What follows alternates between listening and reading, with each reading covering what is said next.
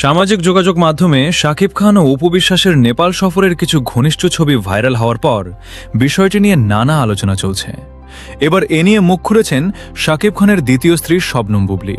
বুবলির দাবি, অপু বিশ্বাস অনেকটা বেড়ে যাওয়ায় শাকিব খানের সঙ্গে তিনি আগের মতো মন খুলে কথা বলতে পারছেন না। তার এমন মন্তব্য ঘিরে নতুন আমরা যদি বলিউডে দেখি, হলিউডে দেখি, সবার কিন্তু একটা ব্যক্তি স্বাধীনতা আছে। আমার স্বামী শাকিব খানকে ঘিরেই তার কেরিয়ার, তার চাওয়া পাওয়া, কারণ প্রত্যেকটা মেয়েই তাদের স্বামীর কথার বাহিরে যায় না। আমিও তার ব্যতিক্রম কিছু করিনি।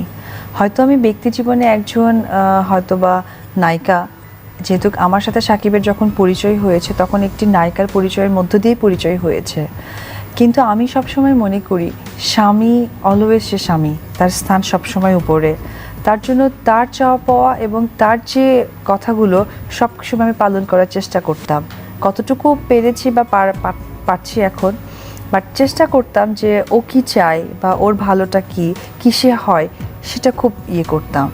যেমন এমনও দিন গেছে যে আমাদের তো খুব নতুনভাবে বিয়ে হয়েছে, আজও অবধি কিন্তু আমাদের লাইফে সো দর্শক, আজকের এই ভিডিওটি এই পর্যন্তই। যদি ভিডিওটি ভালো লেগে থাকে তাহলে ভিডিওতে একটি লাইক, একটি কমেন্ট আর অবশ্যই চ্যানেলটি সাবস্ক্রাইব করতে ভুলবেন না।